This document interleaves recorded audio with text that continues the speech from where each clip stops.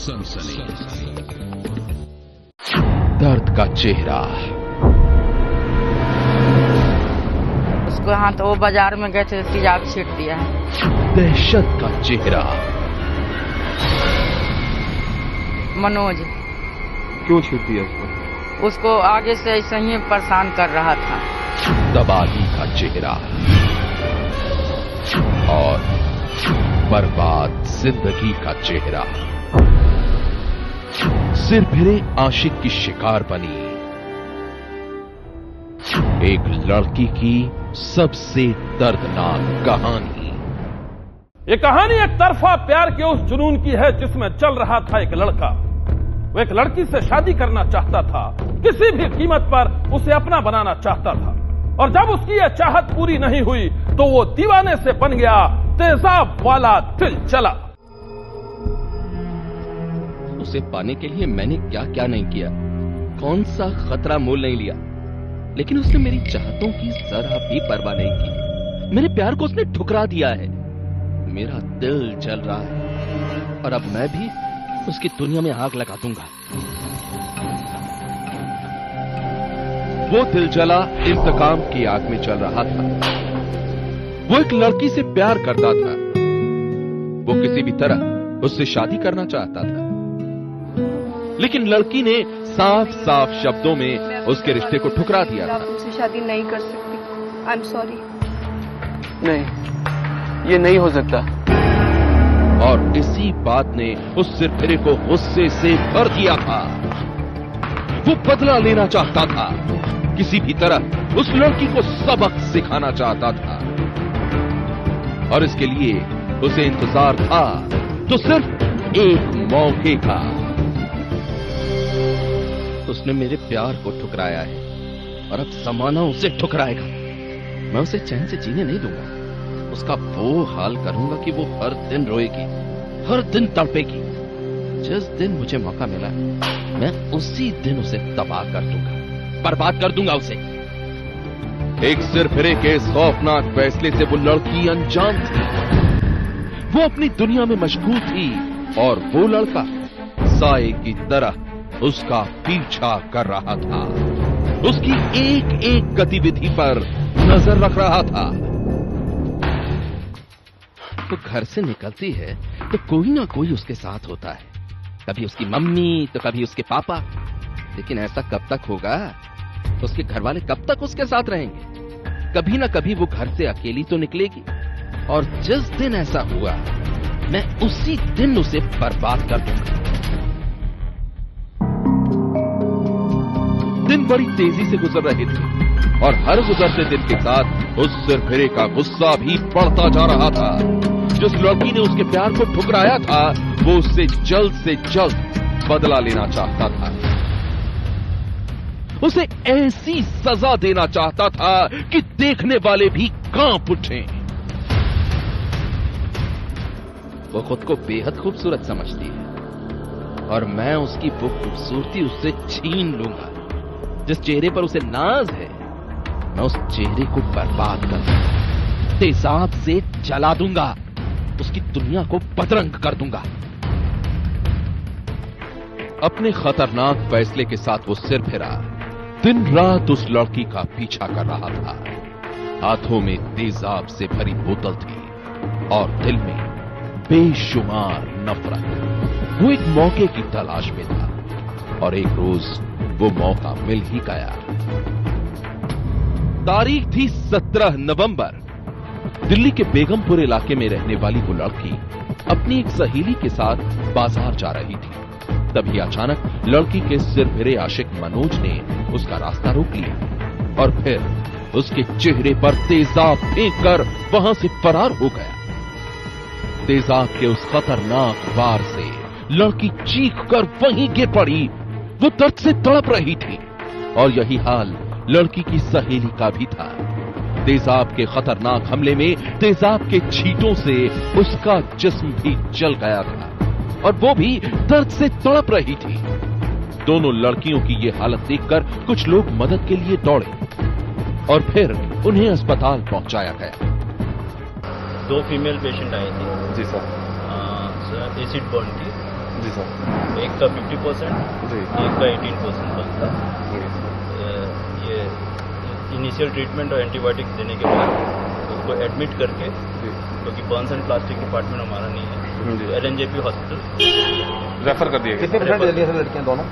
एक का 50% है, एक का 18%। इसी बीच तेजाब के खतरनाक हमले की ये खबर लड़की के घर वालों को भी मिल गई थी।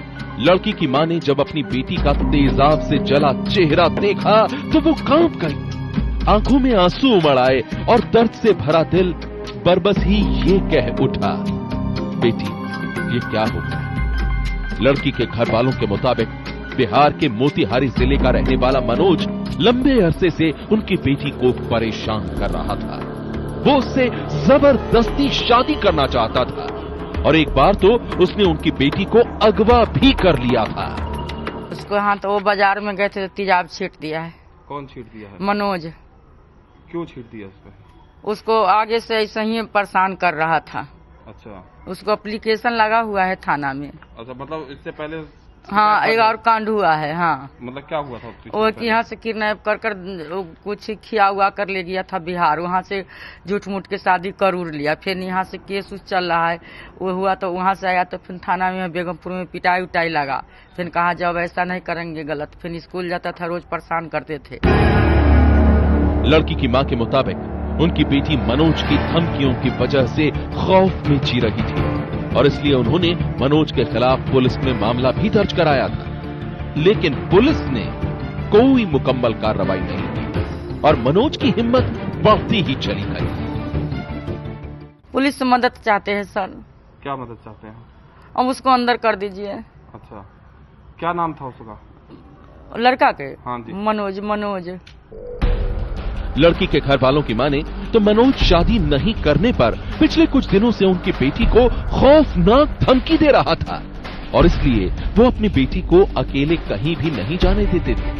रविवार के दिन भी जब वो घर से निकली थी तो उसके साथ पड़ोस में रहने वाली एक लड़की थी, लेकिन इसके बाद भी वो बच नहीं सकी। मनोज ने उसके चेहरे पर तेजाब फेंक दिया और फिर फरार हो गया।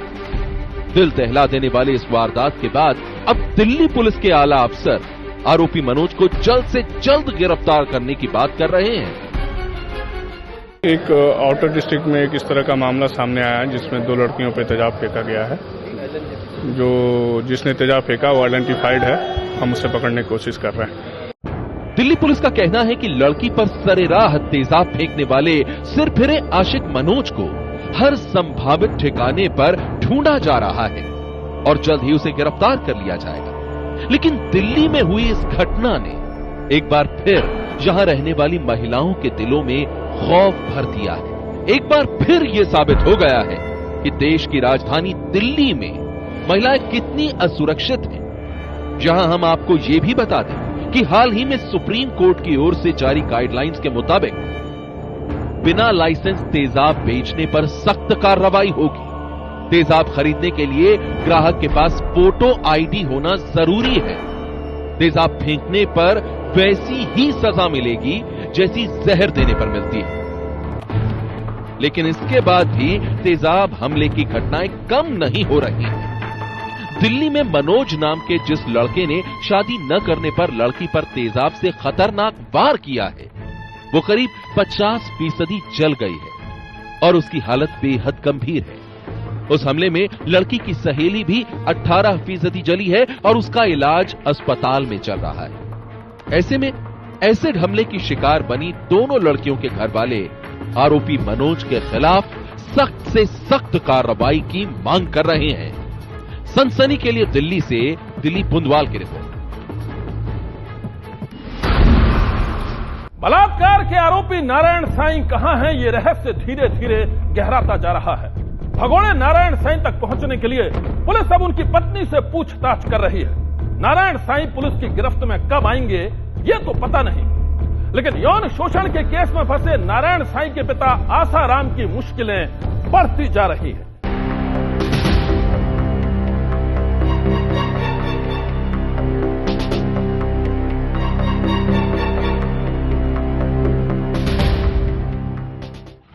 गंदी राजनीति चल रही है, परेशानी हो रही है। गंदी राजनीति चल रही है, परेशानी बढ़ा रहे हैं।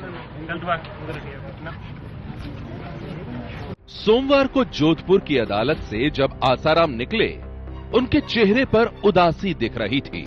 सवालों से घिरे आसाराम ने एक बार फिर अपने ऊपर लगे आरोपों को साजिश बताया और आगे बढ़ गए। गंदी राजनीति चल रही है, परेशानी हो रही है। गंदी राजनीति चल रही है, परेशानी बढ़ा रहे हैं। आसाराम की परेशानी की वजह शिरोध्य त्रिनादी शूल नाम की वो बीमारी है जिसके लिए वो आयुर्वेदिक इलाज की मांग कर रहे हैं। सोमवार को कोर्ट में जब पेशी हुई तो एक बार फिर आसाराम ने उस बीमारी की बात उठा दी। और हालांकि आसाराम ने कोर्ट के अंदर ये जाहिर किया था कि उसको कोई एक शिरोधरा त्रिनाड़ी शूल नाम की बीमारी है, पर ऑनरेबल कोर्ट ने उस पर कोई कॉग्निजेंस नहीं लिया क्योंकि लिखित में कोई वैसे ही प्रार्थना पत्र नहीं दिया गया था। आज और कहा उन्होंने? हाँ, आसाराम ने खुद ने कोर्ट के सामने जी मौके बोले कि यहाँ पे जो इलाज होता है वो एलोपैथी से होता है और मुझे जो इलाज चाहिए वो एक वैद्य से चाहिए, एक आयुर्वेदिक वैद्य से चाहिए। तो इस पर कोर्ट ने कोई कॉग्निजेंस इसलिए नहीं लिया क्योंकि वो सिर्फ एक ऑरल रिक्वेस्ट थी, कोई लिखित में ऐसा कोई प्रार्थना पत्र उन्होंने पेश नहीं किया। नाबालिग से यौन शोषण के आरोप में फंसे आसाराम जोधपुर की जेल में करीब 2.5 महीने से कैद है। इस केस में आसाराम के अलावा आश्रम की संचालिका शिल्पी, सेवादार शरद चंद, रसोईया प्रकाश और आसाराम का खास सेवक शिवा भी आरोपी है। सोमवार को आसाराम के अलावा इन सभी आरोपियों को जोधपुर सेशन कोर्ट में पेश किया गया। हम आपको बता दें कि जोधपुर पुलिस ने सुरक्षा का हवाला देकर वीडियो कॉन्फ्रेंसिंग के जरिए आसाराम की पेशी की अपील की थी, जिसे कोर्ट ने खारिज कर दिया। सोमवार को कोर्ट में आसाराम और बाकी आरोपियों की जमानत याचिका पर सुनवाई हुई, जिस पर मंगलवार को फैसला होने की संभावना है। और ऑनरेबल कोर्ट ने उस दोनों पक्षों की बहस सुनने के बाद में ऑर्डर रिजर्व रखा है और कल आसाराम के जमानत के ऊपर कल निर्णय हो पाएगा। और जहां तक वीडियो कॉन्फ्रेंसिंग की बात है उस पर भी कल पे ही रखा है। और जो बहस प्रसंज्ञान था उसमें जो आज बहस प्रसंज्ञान की थोड़ी बहस हुई, फिर उनके एक्यूज ने समय चाहा, एक्यूज के लॉयर ने समय चाहा, तो इस पर कल के लिए बहस प्रसंज्ञान हेतु डेट नियत की है। सभी आरोपियों को कल पेश करना पड़ेगा। आसाराम बलात्कार के केस में भी आरोपी हैं। सूरत की 2 बहनों ने आसाराम और उनके बेटे नारायण साईं पर बलात्कार का केस दर्ज करवाया है। दोनों पिता पुत्र की तरफ से गुजरात हाई कोर्ट में बलात्कार की शिकायत रद्द करने की गुहार लगाई गई थी, लेकिन सोमवार को गुजरात हाई कोर्ट ने उनकी इस मांग को खारिज कर दिया। हम आपको बता दें कि आसाराम के बेटे नारायण साईं अपने खिलाफ बलात्कार की एफआईआर दर्ज होने के बाद 6 अक्टूबर से ही लापता हैं। अदालत नारायण साईं को भगोड़ा घोषित कर चुकी है। वहीं पुलिस ने भी नारायण साईं के बारे में सही सूचना देने वाले को 5 लाख रुपए के इनाम की घोषणा की है। इस बीच नारायण साईं की पत्नी से पूछताछ के लिए सूरत पुलिस की एक टीम इंदौर पहुंची है। सूरत पुलिस की माने तो नारायण साईं की पत्नी से कई अहम जानकारी मिल सकती है। तक उनका स्टेटमेंट चालू है और हमारा जो पूछपरछ है, बेसिकली अगर आश्रम में वो कुछ साल तक रही है तो उस टाइम पे जो प्रवृत्ति आश्रम में चलती थी उसके बारे में अगर डिटेल में वो बता पाती है तो उसके आधार पे हम आगे का इन्वेस्टिगेशन कर पाए। हाँ, 160 का समन्स हमने विटनेस के तौर पे ही उन्हें बुलाया है and she has come from her side only. Prima facie उन्होंने यही बताया कि पिछले कुछ साल से वो साथ में नहीं रह रही है और उनका जो कुछ इंटरनल मैटर है पर्सनली वो सेटल करने का भी कार्यवाही उनका म्यूचुअली चालू है। सूत्रों के मुताबिक नारायण साईं के अपनी पत्नी से अच्छे संबंध नहीं थे और बात तलाक तक पहुंच चुकी थी। और अब सूरत पुलिस को उम्मीद है कि नारायण की पत्नी ही बताएगी नारायण का पता। सनसनी के लिए जोधपुर से करणपुरी के साथ अहमदाबाद से ब्रजेश सिंह की रिपोर्ट। उस शख्स ने कोरियर देने के बहाने दरवाजे पर दस्तक दी और कोरियर लेने के लिए घर वालों ने जब दरवाजा खोला तो सामने डकैतों का एक गैंग खड़ा था। ऐसा गैंग जिसमें बड़े अपराधियों के साथ गुनाह के खेल में शामिल थे बाल सुधार गृह से भागे 2 नाबालिग लड़के। लेकिन एक रोज जब दिल्ली का वो गैंग पकड़ा गया तो सामने आई कत्ल और लूट की ऐसी सनसनीखेज कहानी कि सुनकर यकीनन आप भी सन्न रह जाएंगे।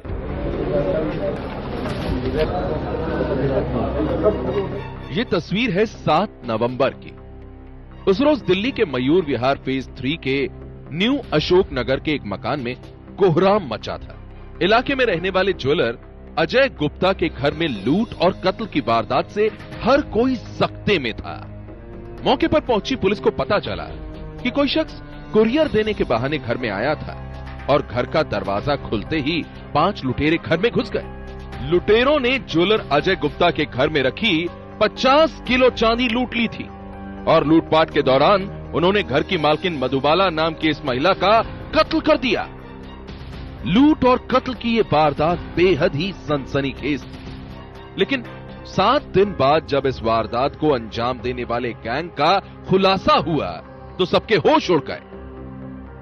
दिल्ली में पकड़े गए इस गैंग में केबल ऑपरेटर का धंधा करने वाले अपराधी से लेकर बिहार के रणवीर सेना का भगोड़ा सदस्य भी शामिल था और गैंग में शामिल थे दिल्ली के किंग्सवे कैंप के बाल सुधार गृह से भागे 2 नाबालिग लड़के। आपको ध्यान होगा कि कुछ दिन पहले किंग्सवे कैंप से कुछ जुवेनाइल्स जो थे एस्केप कर गए थे आग वाग लगा के। तो ये जुवेनाइल जब एस्केप करके गए तो इन्होंने अपना 4-5 लोगों ने एक गैंग बनाया और वहीं पे इनका एक जानने वाला है महेश अलियास सन्नी जो अम्बेडकर नगर का रहने वाला है और वहीं न्यू अशोक नगर में केबल ऑपरेटर की दुकान करता है। उसके पास पहुंचे ये, उसको पहले पुराने परिचित थे, उसने इनको श्योरिटी देके कमरा किराए पे दिलवाया। पुलिस के मुताबिक दिल्ली के किंग्सवे कैंप के बाल सुधार गृह से कुछ दिन पहले कुछ नाबालिग लड़के भागे थे। उन्हीं में से 2 ऐसे नाबालिग लड़के भी थे जिन्हें दिल्ली के मयूर विहार फेज 3 के एक केबल ऑपरेटर ने पनाह दी थी और उसने ही इलाके के एक दूसरे ज्वेलर की मदद से अजय गुप्ता के घर में डकैती की साजिश रची। अंदर घुस के पहले इन्होंने एक कुरियर का ज्योमेट्री बॉक्स टाइप का जो सामान था उसको रैप किया हुआ था जिसपे उन्होंने एड्रेस लिखा हुआ था और जो बेटा था विक्टिम का उसने दरवाजा खोला कि कुरियर कंपनी से आए हैं और कुछ सामान डिलीवर करेंगे पैकेज, और अंदर घुसते ही ये 5-6 लोग अंदर आ गए और इन्होंने उसको लेडी को एक जगह कर दिया, बाकी बच्चों को एक जगह बैठा दिया। बाद में लेडी का इन्होंने मर्डर भी कर दिया जब उसने कुछ रेजिस्टेंस किया और ये सारा सामान लूट के चले गए। साजिश के मुताबिक 7 नवंबर को कुरियर देने के बहाने उन्होंने इस घर का दरवाजा खुलवाया और फिर घर की मालकिन के कत्ल के बाद 50 किलो चांदी लेकर फरार हो गए।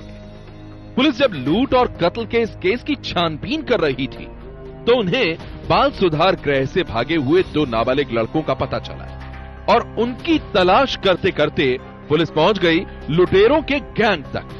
पुलिस के मुताबिक इस गैंग में बिहार के कुख्यात रणवीर सेना का एक सदस्य अजीत राय भी शामिल था।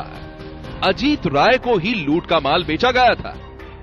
रहने वाला तो वहां का है, रणवीर सेना का बड़ा फेमस वो है, ये प्रोमिनेंट मेंबर है बिहार में और इसके ऊपर वहां 14 क्रिमिनल केसेस हैं, मोस्टली पुलिस स्टेशन अजीमाबाद और सहार के, और वहां पे इसने मर्डर और अटेम्प्ट टू मर्डर के ये सारे ही बड़े संगीन केसेस हैं। तो ये यहाँ पे भेष बदल के और ज्वेलर के एक छोटा मोटा दुकान खोल के रह रहा था। पूछताछ में पता चला है कि गैंग में शामिल 2 नाबालिग लड़कों की उम्र वारदात के दिन 18 साल से कुछ ही दिन कम थी, लेकिन दोनों नाबालिग लड़कों ने जिस तरह से गैंग में शामिल होकर लूट और कत्ल को अंजाम दिया वो चौंकाने वाला है। सनसनी के लिए दिल्ली से अभिनव उपाध्याय की रिपोर्ट।